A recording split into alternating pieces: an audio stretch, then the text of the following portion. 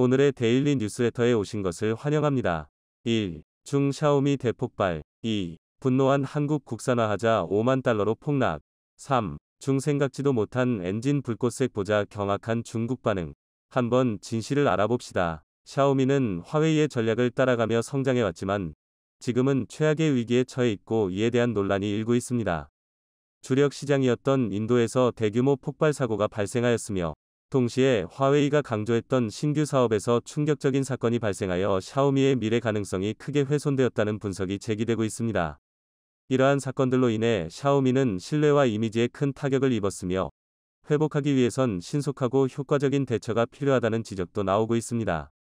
결국 삼성의 초대박이 예상되는데 무슨 일이 발생했는지 자세히 알아보겠습니다.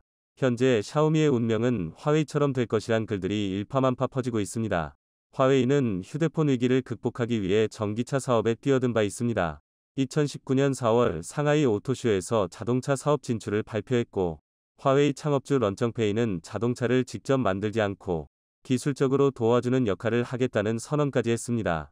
하지만 미중 갈등 속에 화웨이 스마트폰 판매는 급감했고 2021년 매출이 전년 대비 30% 가까이 줄어들며 위기를 느껴왔습니다. 이에 직접 전기차 생산에 뛰어들며 매출을 끌어올리려 했던 것입니다. 2021년 4월 중소자동차 기업 사이리스와 1호 전기차를 내놨는데 1회당 주행거리가 짧은 데다 소프트웨어 업데이트마저 잘 되지 않아 불만이 쏟아졌습니다. 결국 첫 해 팔린 전기차는 8,000대 정도로 사실상 실패로 끝나버렸죠. 화웨이가 목표로 잡았던 연간 판매량 30만 대에도 한참 못 미쳤던 것입니다. 그럼에도 또다시 사이리스와 손잡고 고급 SUV 전기차 모델 아이토 M5를 선보였습니다. 화웨이가 직접 차량을 디자인하고 엔지니어링, 판매까지 말기로 하며 기대감을 키웠던 상황입니다. 테슬라를 뒤엎고 유럽 고금차를 뛰어넘겠다며 6천만 원대에 내놓기도 했습니다. 하지만 출시 첫 달, 고작 3,000대 정도가 팔려 순위 12위로 총격을 줬습니다. 중국 전역에 1,000개 이상의 전기차 매장과 체험센터를 구축한다는 계획이었지만 200개도 채우지 못한 채 관심 밖으로 사라지기 시작했습니다. 그런데 몰락을 부추겼던 더 큰 사건은 작년 6월 화웨이 전기차 전시장에서 큰 불이 나며 2명이 사망한 일이 발생한 것입니다. 전기차 폭발이 화재로 이어졌는데 직전까지도 이상을 감지하지 못했습니다. 매장 안에 전시돼 있던 아이토 M5 차량은 불에 타 뼈대만 남아버렸습니다. 결국 지난해 전기차 판매량은 7만 6천 대로 1% 점유율을 보였고 이는 중국 최강이라고 불리는 화웨이 명성에 치명적인 먹칠을 했습니다. 화웨이는 이를 만회하기 위해 또 다른 선택을 했습니다. 작년 8월 배터리 1위 기업 CATL 및 상한자동차와 협력해 전기 SUV 아바타 11을 출시했던 것입니다. 새 회사는 전기차 전용 플랫폼 제작부터 최첨단 기술을 총동원해 중국의 국가대표급 전기차 제작을 목표로 했습니다. 화웨이는 자사의 자율주행 개발팀 1,000명을 아바타 공장으로 보내 차량 내 인포테인먼트, 자물주행 시스템과 같은 소프트웨어 개발을 맡겼으며 상한자동차는 자동차 설계와 생산을 진행했습니다. 그리고 CATL은 모든 역량을 끌어모아 주행거리 680km 위 배터리를 준비했죠. 각 분야 최고 기업 3곳이 함작한 브랜드를 탄생시켰던 것입니다. 중국 내 전기차 1위 기업 비아디는 물론 테슬라, 지리자동차 등의 강력한 대항마로 꼽히기도 했습니다. 하지만 화웨이는 최고 수준의 소프트웨어를 제공하는 데 기술적 한계를 느꼈고 올해부터 전기차 구매 보조금마저 중단돼 판매량이 급감하는 문제까지 터졌습니다. 결국 화웨이는 지난달 말 충격적인 선언을 했습니다. 런정페이 화웨이 창업자가 전기차 사업 중단을 선언한 것입니다. 현재 생산 중인 전기차의 화웨이 로고 사용을 허용하지 않으며 이런 불허 조치는 5년간 유효하다고 명시했습니다. 30년 이상 구축한 화웨이 브랜드가 마음대로 남용돼선 안 된다는 것입니다. 하지만 이는 전기차 분야에서 살아남기 힘들다는 점을 직감했기 때문이라는 분석입니다. 현재 화웨이의 운명을 따라가고 있는 기업은 샤오미입니다. 샤오미 스마트폰에서 충격적 사건이 나오고 있으며 이는 향후 전기차 사업에서도 비슷한 문제가 터질 것으로 예상되고 있습니다. 최근 인도에서는 샤오미 스마트폰이 폭발해 어린 소녀가 숨지는 사고가 발생했습니다.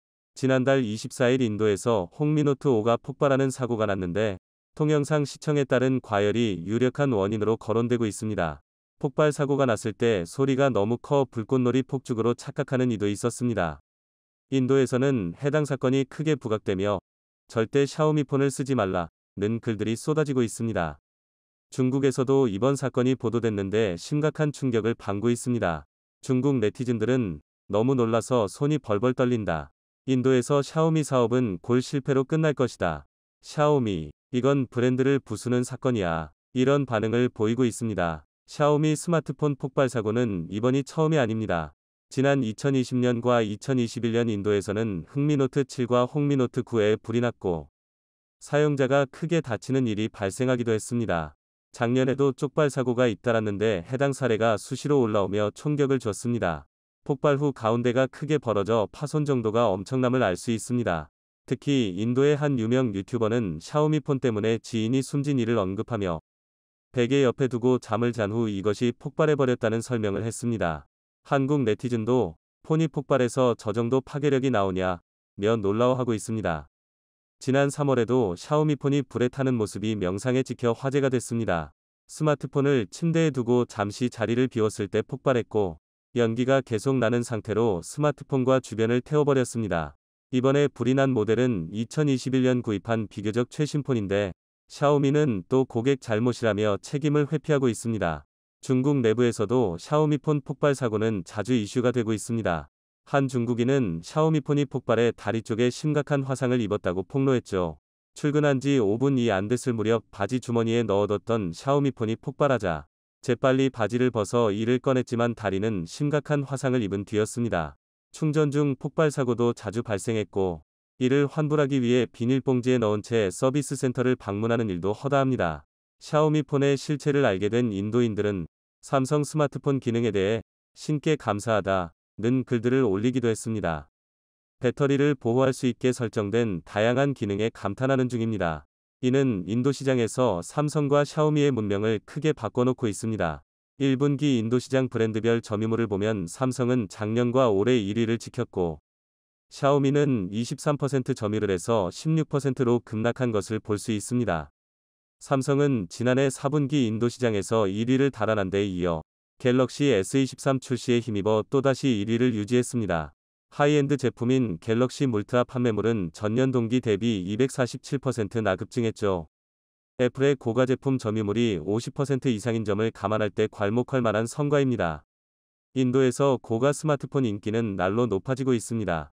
1분기 74만원 이상 폰이 66% 성장했고 49만원에서 74만원 폰도 60% 이상 많이 팔렸습니다. 반면 샤오미가 강세를 보였던 49만원 이하 저가폰 수요는 33% 감소했죠.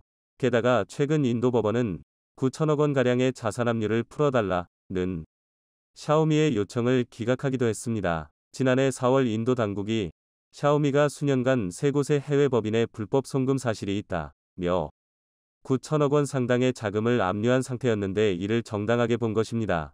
위반 사실이 확정되면 탈세 금액의 3배 이상의 벌금을 물어야 합니다. 삼성은 인도에서의 선전에 힘입어 전세계 1위까지 차지했습니다. 전세계 스마트폰 시장 규모는 전년 동기 대비 13% 역성장을 나타냈는데 그럼에도 삼성전자 스마트폰 출하량은 6천만 대, 22%를 기록하며 선방했고 애플은 5,800만 대, 21%로 뒤를 따르고 있습니다. 반면 샤오미는 현재도 하락세에서 벗어나질 못하고 있는 상황입니다. 샤오미가 믿고 있던 중국 시장마저 찬바람이 불며 희망이 꺾이고 있습니다. 올 분기 중국 시장 스마트폰 출하량은 6,700만 대로 전년 대비 11%나 감소해 있습니다. 이는 2013년 이후 10년 만에 최저치로 떨어진 상황입니다. 로이터 통신은 소비자들이 저렴한 스마트폰 구매도 꺼린다고 보도했습니다. 중국의 1분기 GDP 성장률은 예상을 뛰어넘는 4.5%를 기록했고 중국 정부는 민간 수요 활성화를 위한 대책을 내놨지만 소비 침체를 막지 못하고 있는 상황입니다. 현재 중국 매체들은 1분기 샤오미폰 판매는 22% 하락한 반면 삼성은 세계 1위에 복귀했다며 부러움을 나타내고 있습니다. 이를 본 중국인은 샤오미가 인도 시장에서 발목이 잡힌 것이냐 이런 반응을 보이고 있습니다. 샤오미의 해외 매출 비중은 51% 정도인데 그중 인도는 상당히 중요한 시장입니다. 인도에서 판매되는 샤오미폰 99%가 현지에서 생산된 것이고 샤오미 TV 또한 인도에서 100% 생산을 하고 있을 정도입니다. 하지만 현재는 샤오미가 인도에서 철수할지도 모른다는 공포감에 떨고 있습니다. 2020년 인도와 국경 분쟁 후 긴장 관계가 지속되는 것도 불리한 내용입니다. 당시 접경 지역에서 인도군과 중국군이 충돌해 수십 명이 사망했는데 그 후 인도에서는 중국산에 대한 불매가 거세게 일었고 인도 정부는 이를 빌미로 중국 IT 업계에 대한 압박 수위를 높여갔습니다. 위챗이나 틱톡 등 중국 스마트폰 앱 300개를 금지했으며 샤오미나 중국 통신업체에 대해 압수수색을 대거 진행하고 있습니다. 샤오미는 지난해 53조 원 정도의 매출을 기록했습니다. 이는 전년 대비 14% 감소한 수치입니다. 순이익은 1조 6천억 원 정도로 전년보다 61%나 감소했죠. 샤오미는 스마트폰이 몰락해가자 화웨이처럼 전기차에 뛰어든 바 있습니다. 2021년 3월 전기차 시장 진출을 공식 선언했고 10년간 최소 100억 달러를 투입하겠다고 했습니다. 지난해 이미 5,700억 원을 투자했는데 연구개발 인력만 2,300명에 달합니다. 올해도 전기차 분야 연구개발에 총 3조 8천억 원을 쓸 예정입니다. 샤오미가 조성한 전기차 펀드는 2조 원에 못박합니다. 샤오미 전체 매출에서 스마트폰 사업이 차지하는 비중은 60% 이상입니다. 하지만 이를 소홀히 해 순이익이 파탄나고 있는데 이는 전기차에 투입할 자금마저 바닥나게 하고 있습니다. 그럼에도 지난달 상하이 모터쇼에 샤오미 회장이 깜짝 방문하며 내년부터 5,600만 원짜리 전기차 생산 계획을 내놓기도 했습니다. 화웨이처럼 자율주행 모빌리티 사업에 집중하고 있는 상태입니다. 배터리 또한 CATL 제품 탄재가 예정되어 있습니다. 이를 통해 2024년 상반기 전기차를 양산하고 첫 해 10만 대, 3년 내 90만 대 판매 계획까지 세우고 있습니다. 하지만 자금난에 허덕이며 올해 6,000명 감원을 예고했는데 샤오미 전체 직원 수가 3만 5천 명이를 감안하면 20%를 줄이겠다는 것입니다. 이런 상황에 샤오미 스마트폰에서 잇따라 쪽발 사고가 터졌고 이는 향후 전기차 사업에서도 쪽발 우려가 커지고 있습니다. 샤오미는 배터리 완충 시간이 5분밖에 걸리지 않는 기술을 홍보했지만 오히려 발열 및 폭발 위험을 높여온 바 있습니다. 샤오미는 현재 약 200여 개의 자동차 관련 특허를 보유 중으로 베이징의 R&D 센터를 포함해 연 30만 대 생산 공장을 준비하고 있습니다. 하지만 이것도 안전성이 무시된 채 과장된 홍보에 치우치고 있다는 분석입니다. 지난해 우크라이나 사태로 품귀 현상을 빚은 반도체용 희귀가스, 네온의 가격이 1년 6개월 만에 결국 바닥을 찍었습니다. 전량 수입에 의존하던 네온을 국내 기업이 빠르게 국산화해 생산하기 시작하면서 수급이 안정화된 영향 때문입니다. 지난 24일 관세청 무역통계에 따르면 지난달 국내에 수입된 네온 가격의 톤, T, 당 가격은 최고가를 찍은 지난해 6월 290만 달러, 약 37억 원, 보다 무려 99% 하락한 53,700달러, 약 7천만 원을 기록했습니다. 하락세를 이어오던 지난해 12월 58만 3,900만 달러과 비교하면 한 달 만에 10분의 1 수준으로 폭락했습니다. 그러자 폭리를 취하던 중국 업체들이 국내 가격보다 30% 정도 다운된 가격을 제시하면서 바짝 엎드렸지만 한국 업체들은 한국 산물 사용하겠다며 대부분 거부한 것으로 알려졌습니다. 반도체 생산이 크게 줄어들면서 국내 생산과 러시아산으로 상당수 충당이 되자 중국산을 대부분 배제한 것입니다. 문제의 발단은 지난해 2월 시작된 무전쟁으로 인해 네온 수급이 어려워지자 이를 노린 중국 업체들은 가격을 수십 배나 크게 몰렸습니다.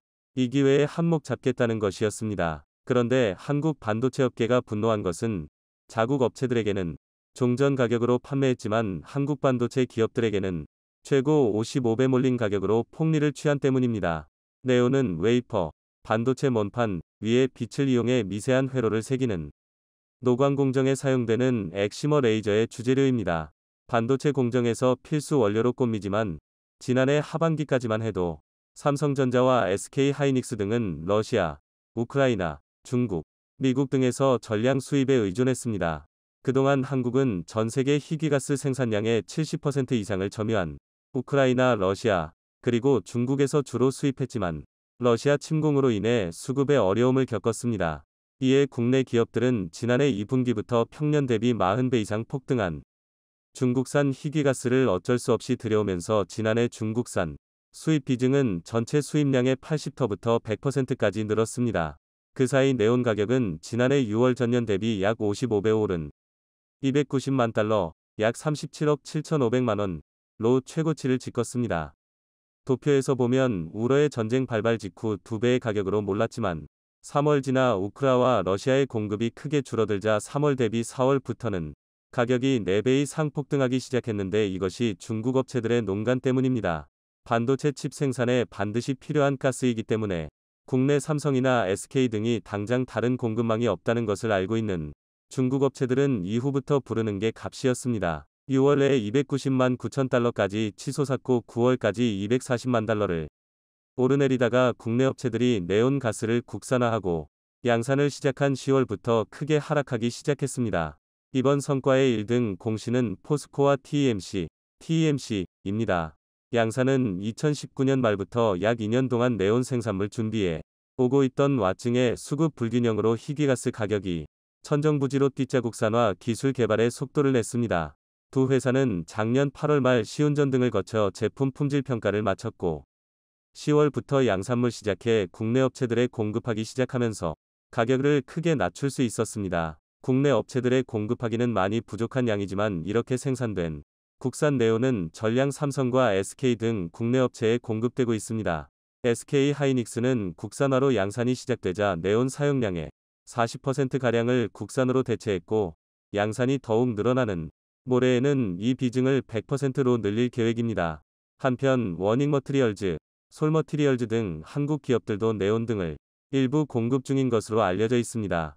그렇게 국산화가 빠르게 진행되면서 중국산 희귀가스 수입 비중을 크게 줄이자 중국 업체들은 세계 반도체 점유물 1위 국가인 한국에 소외당할까 하는 기색이 역력하다는 것이 업계 관계자의 말입니다. 지난달 국내에 수입된 네온은 전량 러시아산입니다.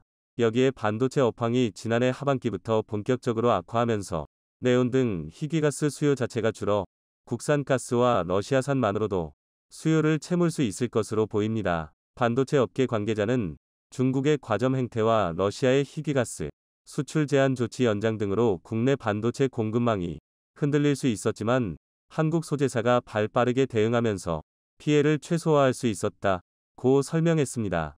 이런 네온가스의 수급에 홍역을 치른 SK 하이닉스와 삼성전자는 네온에 이어 전량 수입에 의존하는 제논, 가스까지 국산화를 추진하고 있습니다. 제논은 3차원, 3D, 수직구조, 낸드 플래시 등 첨단 반도체에 식각 공정에 필요한 희귀가스이고 식각은 노광 이후 웨이퍼에 새겨진 회로 외부의 불필요한 부분을 깎아내는 과정입니다. 현재 전량 미국, 중국, 프랑스, 러시아, 우크라이나 등의 수입에 의존하고 있습니다. 포스코와 TMC는 2023년 하반기까지 제조 기술을 확보한 뒤 2024년부터 생산에 돌입할 계획입니다. 한편 미국은 중국의 반도체 굴기를 제재하고 있다고 선전하지만 한편으로는 러시아나 중국은 무회로를 통해 군사 무기 제작에 필요한 반도체 등은 별다른 어려움 없이 확보하고 있는 것으로 월스트리트저널 WSJ이 보도했습니다. 중국은 무기의 제작에 필요한 24나노 이상의 반도체 등은 자체 생산하고 있기도 하지만 그 이하의 반도체 등도 국제시장에서 구입하고 있다는 것입니다. WSJ는 또한 미국과 서방이 우크라이나 침공에 대한 제재로 러시아에 대한 반도체 수출을 금지했지만 러시아는 중국과 튀르키예 등의 루트를 확보해 반도체 제재의 공백을 거의 메우고 있다고 보도했습니다. 유출된 러시아 세관 자료에 따르면 지난해 말 러시아의 반도체와 반도체 부품 수입량의 절반 이상이 중국에서 수입됐는데 이런 현상은 중국 해관총서, 세관 자료에서도 확인됩니다. 중국이 공개한 해관총서 자료를 보면 지난해 중국에서 러시아로 수출된 직접회로 IC는 오히려 약 2.4배로 불었습니다. 또한 중국은 나토 회원국이면서도 러시아 제재에 동참하지 않고 있는 튀르키예를 통해 추가로 러시아의 반도체를 무해 수출하고 있는 것도 확인되고 있습니다. 특정 반도체들의 경우 튀르키예에 대한 수출량은 2배 이상 늘었는데 이 기간 튀르키예에서 이들 품목과 유사한 반도체의 러시아 수출량은 320만 달러로 2021년 7만 9천 달러에 비해 약 40배로 폭증했습니다. 이달 초 미국 정보기관과 재무부 관리들이 튀르키예와 오만, 아랍에미리트, UAE와 국제 암시장 등을 방문해서 러시아의 물자 조달망 단속에 나선 것도 이런 이유 때문인 것으로 알려졌습니다. 미국의 중국에 대한 반도체 규제가 상당히 허술한 것으로 드러난 것입니다. 또한 중국 최고 핵무기 연구기관은 시장의 특성을 간파해 수십 차례에 걸쳐 미국의 첨단 반도체를 사들인 것으로 드러났습니다. 월스트리트저널은 지난 29일 중국의 핵무기 연구기관인 중국공정물리연구원 CAEP 이 미국에서 생산한 첨단 반도체를 상당량 확보하고 있다고 보도했습니다. CAEP는 1997년 미국 수출 블랙리스트에 몰랐고 CAEP가 운영하는 10개 법인에도 미국 반도체를 수출하지 못하도록 규제하고 있지만 CAEP는 별다른 문제 없이 중국 내 재판매업자를 통해 미국의 첨단 반도체를 우회 구입했습니다. 조달한 대부분의 미국산 칩은 7나노에서 14나노 크기의 첨단 고성능 제품으로 TSMC에서 만든 것으로 알려졌습니다. 월스트리트저널은 CAEP가 구매한 첨단 제품들은 국제 암시장뿐만 아니라 중국의 전자상거래 플랫폼 타오바오를 통해서도 쉽게 구매할 수 있었다고 보도했습니다. 전 미 상무부 관리인 케빈 몰프 국제무역 전문 변호사는 월스트리트저널에 해외 거래의 경우 미국의 수출 통제를 집행하기가 극도로 어렵다고 하면서 특히 국제연금 시장에서는 못 구하는 것이 없다고 일축했습니다. 또한 미국 정부가 중국 제재를 외치고 있으면서도 뒤로는 민감한 첨단 기술의 대중국 수출을 대부분 허가한 문제가 드러났음에도 6개월이 지나도록 아직까지 수정되지 않고 있다고 WSJ이 지적했습니다. WSJ는 지난해 8월 미 상무부 자료를 인용해 정부에 사전 승인을 요하는 기술 관련 품목 중 94%, 약 2,652건이 허술한 통제로 중국에 수출되고 있다고 보도했습니다. 국가 안보를 위해 만든 수출 통제가 전혀 이루어지지 않고 있다는 얘기입니다. WSJ에 따르면 대중 수출이 허가된 품목에는 국가 안보 및 무기와 관련된 반도체, 항공무주 부품, 인공지능, AI, 기술 등이 포함되어 있다고 했습니다. 이는 상무부가 국가 안보보다 무역 이익을 우선시하는 게 아니냐는 비판이 제기되고 있다고 WSJ는 지적했습니다. 이렇게 미국이 뒤로는 중국과 장사를 하면서 겉으로는 중국 반도체 제재를 위해 한국과 대만 등 반도체 제조국들이 미국에 협력해야 한다고 연일 외치고 있습니다. KF-21 보람의 전투기가 최초의 야간 비행을 성공적으로 마쳤습니다. 얀헵 기자에 따르면 2023년 3월 9일 야간 비행이 치러졌다고 한국방위사업청이 말했습니다. 방위사업청은 모든 비행 시스템은 정상적으로 작동했다고 덧붙였습니다. 전투기 내외의 조명은 제한된 광량에서도 잘 작동했습니다. 얼마 전 국산 초음속 전투기 KF-21이 야간 비행에 성공했습니다.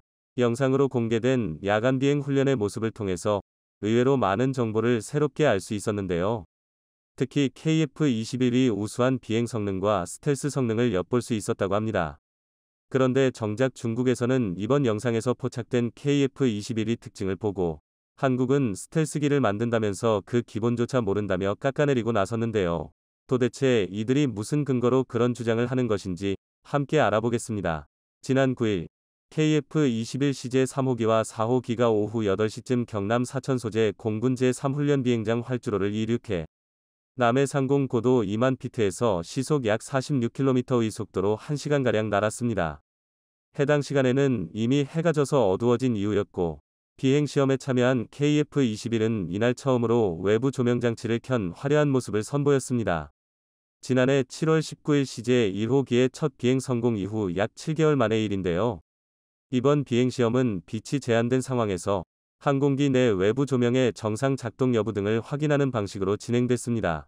항공기의 조명은 야간 비행 때 항공기 간 충돌 방지, 조종사의 계기 장치 식별 등의 중요한 역할을 하죠.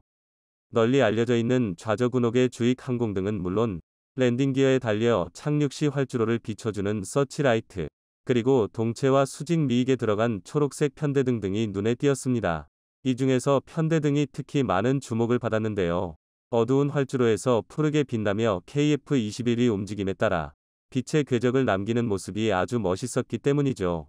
이 편대등은 디자인적으로도 감각적이지만 사실은 비행 시에도 매우 중요한 역할을 합니다.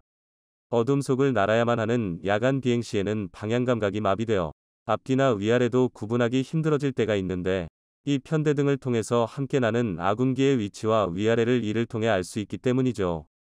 이 편대등은 다른 시제기들한테도 당연히 달려있지만 그동안 공개된 모습은 주간에 시행된 비행 시험뿐이라서 해당 부분이 빛을 낼 수 있는지는 모르는 사람이 많았습니다.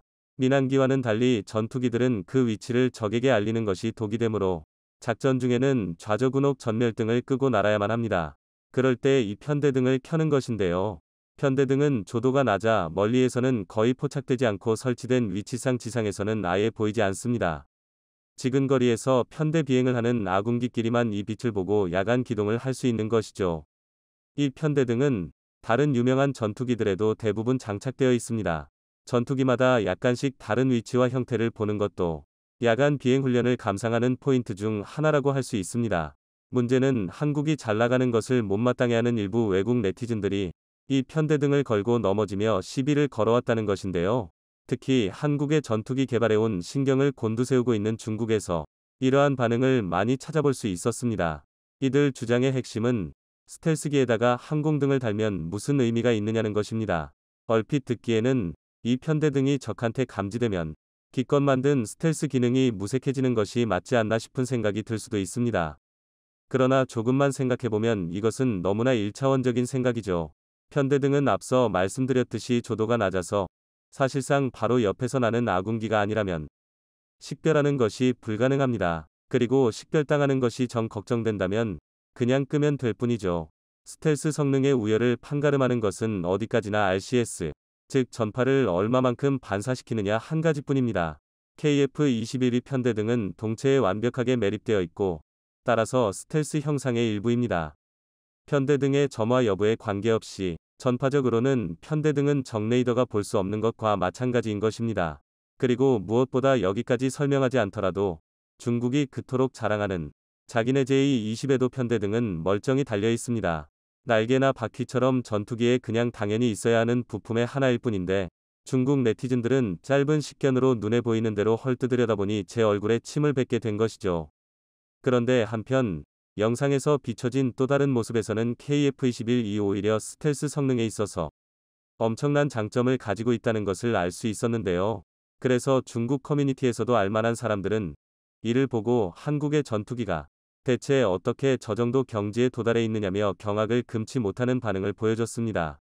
방위사업청이 공개한 야간 비행 영상에는 활주로 이동, 이륙, 착륙 장면 등이 차례로 찍혔는데요.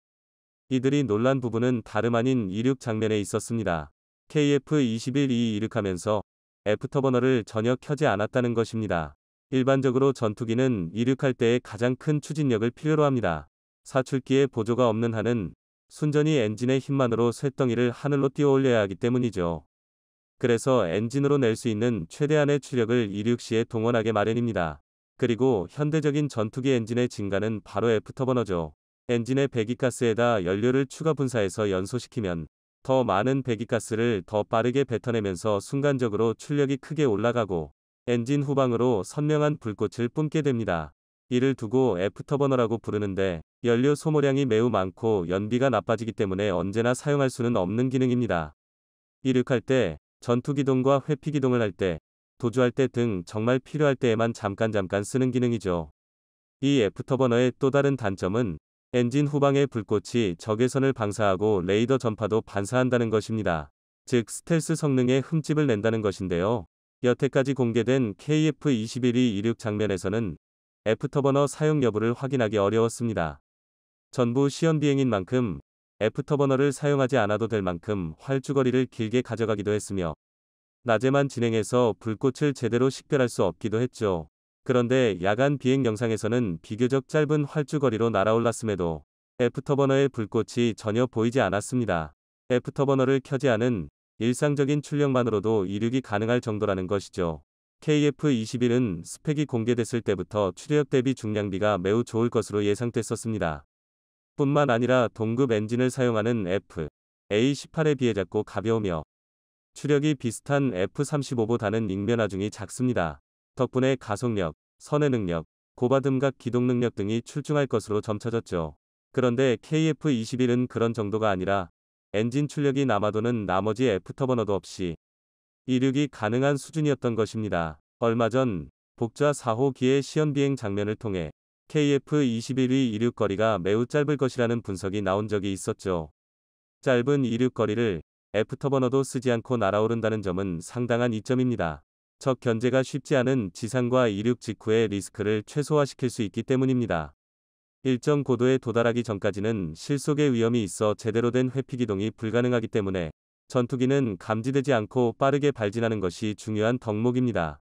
최초의 5세대 전투기이자 현존 최강이라 불리는 F-22 랩터조차도 이륙할 때에는 애프터버너를 사용하지 않을 수 없었고, 그 뒤를 이은 F-35 역시도 이 한계를 끝내 극복하지 못해서 아예 수직 이착륙형을 따로 만들어야 했습니다. 그런 점에서 KF-21은 매우 훌륭한 피지컬을 타고났다는 것을 알 수 있죠.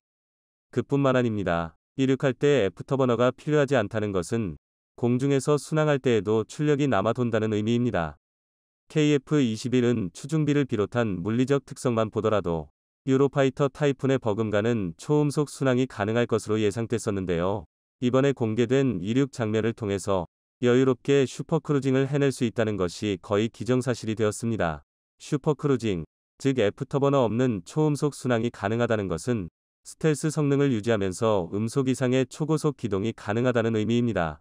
스텔스 전투기를 눈에 보이지 않으면서 정광석화처럼 움직이는 치명적인 비대칭 전력으로 만들어주는 핵심적인 요소가 바로 슈퍼크루징인 것이죠.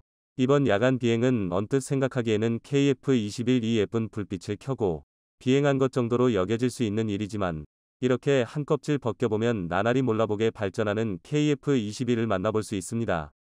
그리고 그게 반갑지 않은 나라도 있죠. 바로 중국입니다. 일단 중국은 마치 한국 보라는 듯이 KF-21이 야간 비행 3일 만인 12일, 자국 항공모함인 산둥함에서 제-15 전투기를 동원한 야간 비행 훈련을 진행했습니다. 한국이 한밤중에 전투기를 띄워서 깜짝 선물을 주더라도 대응할 능력이 있다는 것을 보여주려고 한 것이죠. 수-33이 불법 복제판에 불과한 전투기로 KF-21을 막는 것이 가능한지는 둘째치고 말입니다. 중국군의 공식적인 반응 외에도 중국 네티즌들의 반응도 격렬했습니다. 해당 소식에 댓글을 쓴 중국 측군사 전문가는 한국이 이 항공기의 개발에 매우 진지하게 임하고 있다는 것을 알게 되어 매우 충격받았다 고 말했는데요. 한국이 폴란드 등 여러 국가에 무기를 팔면서 조용히 힘을 길러왔다는 댓글에 내가 생각하기로는 항공기의 조립 능력조차 한국이 가진 적이 없는 줄로 알았다며 진심으로 당황한 모습을 보여주기도 했습니다. 그 외에도 애프터버너를 켜지 않다니, 스텔스, 기동성, 슈퍼크루징 및 높은 상황인식 능력을 통합한 세계적 수준의 첨단 전투기가 됐다 등 진심으로 감탄하는 듯한 반응도 살펴볼 수 있었죠. 한국 전투기의 눈부신 발전에 중국인들은 상당한 위협을 느끼고 있는 모양인데요. 한국이 앞으로도 꾸준히 KF-21을 발전시켜서 중국이 감히 넘볼 수 없도록 하늘에서 이 땅을 지켜줄 수 있기를 바랍니다.